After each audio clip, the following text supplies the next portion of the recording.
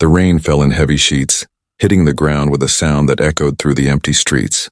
The city seemed colder that night, not just because of the storm, but because of the silence that wrapped around it. Streetlights flickered weakly, and the shadows seemed to swallow every corner. On the side of the road, beneath a broken street lamp, a young woman sat on the wet pavement, holding her little boy close. Her name was Emma. Her hair was soaked and stuck to her bruised face. Her lips trembled as she pulled the thin blanket tighter around her son Leo, who couldn't have been more than 5 years old. His small body shook in her arms and she whispered softly, trying to calm him. "It's okay, baby," she murmured, though her own voice cracked with fear. "Mommy's here. Mommy won't leave you." Emma had never imagined her life would end up like this. Just a few hours ago, she still had a roof over her head, a place that felt less like a home and more like a prison. Her husband, once charming and gentle, had turned into a man she barely recognized. He shouted, cursed, and struck her over the smallest things. That night, the fight had been worse than usual. One push, one slap, one cruel laugh, and then he threw them out. She could still hear the door slamming behind her, locking her out of what used to be her home. Her clothes were still damp from the moment he had thrown a bucket of water at her, as if she were nothing. She held Leo's small hand tightly and walked aimlessly through the streets, not knowing where to go. No friends to call, no family to turn to, no money in her pocket. Now, sitting on the cold ground, she looked up at the sky. Raindrops landed on her face, mixing with her tears. She had learned long ago to be strong for her son, but tonight, the weight felt unbearable. "How did we end up here?" she whispered to herself. Leo's little fingers curled into her sweater as he pressed his head against her chest. He didn't understand everything, but he knew enough. He knew they were alone. Cars passed by, their lights shining briefly on the mother and child before disappearing into the night. People hurried by under their umbrellas, not wanting to stop, not wanting to see. No one wanted to notice the broken woman sitting in the rain. Emma's stomach growled. She hadn't eaten all day, choosing to give the last piece of bread to Leo. He hadn't complained. He never did. His quiet strength broke her heart even more. She brushed his wet hair away from his forehead and kissed it gently. "I promise, Leo," she whispered, though her voice shook. "I'll find a way. I won't let this be the end." But deep inside, fear clawed at her. How do you start over when you have nothing? No home, no job, no support. Just a bruised body, a broken heart, and a child depending on you. The night grew colder. The rain didn't stop. Her hands were numb, but she didn't dare let go of Leo. She pulled him closer, trying to shield him from the wind with her own body. She could feel his breathing against her chest, soft but unsteady. She prayed silently, not for herself but for him, that he wouldn't have to remember this night forever. A stray dog wandered nearby, looking for food. Emma watched it disappear around the corner, realizing she wasn't the only lost soul in the city that night. For the first time, she whispered a plea. "God, please, just give me one chance." She didn't know that help was closer than she thought. Somewhere down the street, a car slowed to a stop. The rain continued to fall, painting the streets with silver reflections. Emma sat under the broken street lamp, her arms wrapped tightly around Leo, trying to protect him from the cold that cut like knives. Her body was tired, her mind numb, and her hope was slowly slipping away. Leo's small voice broke the silence. "Mama, I'm cold." She kissed his forehead and whispered, "I know, sweetheart. Just a little longer. We'll be okay." But even as she said the words, she wasn't sure if she believed them anymore. Then, through the sound of raindrops, she heard something. An engine. Headlights cut through the darkness, growing brighter as a black car approached. Most cars had passed by without even slowing down, but this one stopped. Emma's heart raced. She pulled Leo closer, unsure whether to trust or fear. The car door opened, and a tall man stepped out holding an umbrella. His suit was soaked at the edges, but his posture was calm and steady. His name was Mr. Thompson, though Emma didn't know that yet.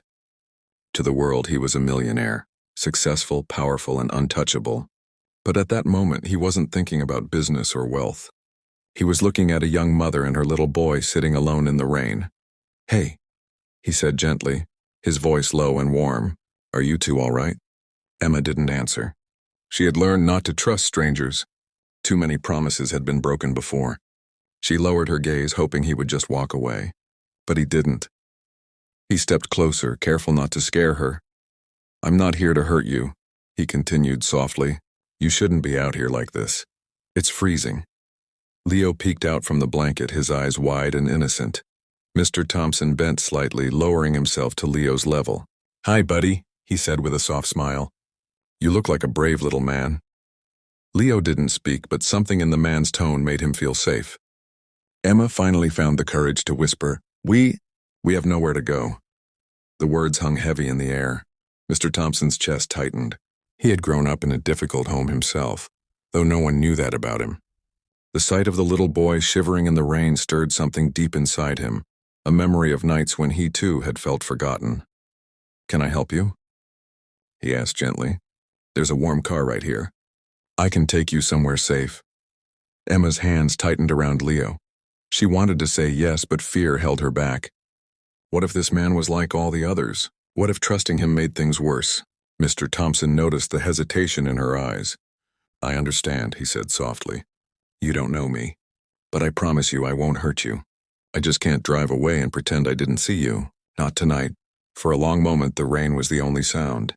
Then Leo whispered, "Mama, please." Emma looked at her son, saw the pleading in his eyes, and felt her heart crack.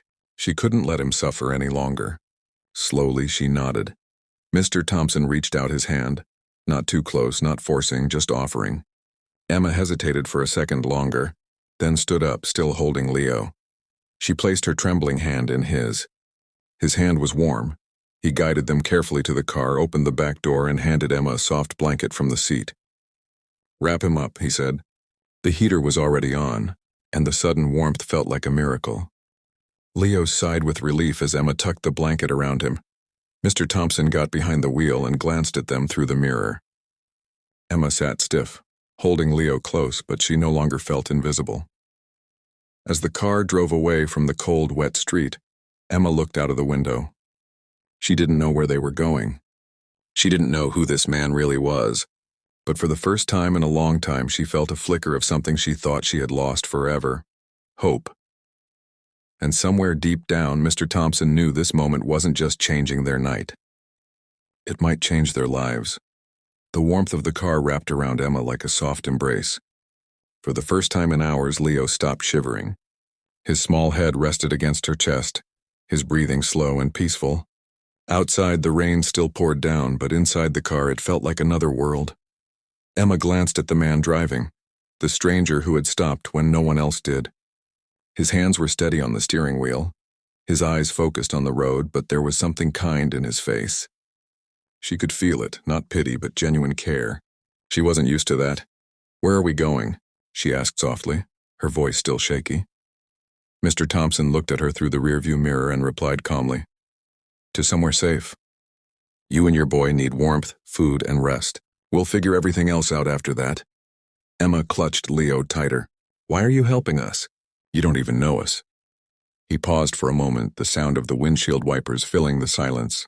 "Because once," he said quietly, "someone helped me when I had nothing, and I never forgot what that felt like."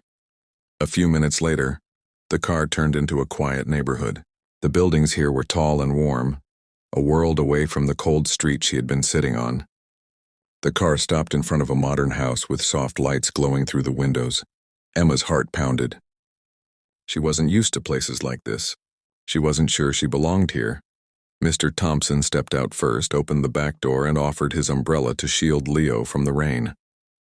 He lifted the little boy into his arms with ease. Leo didn't resist. He rested his head on the man's shoulder, exhausted.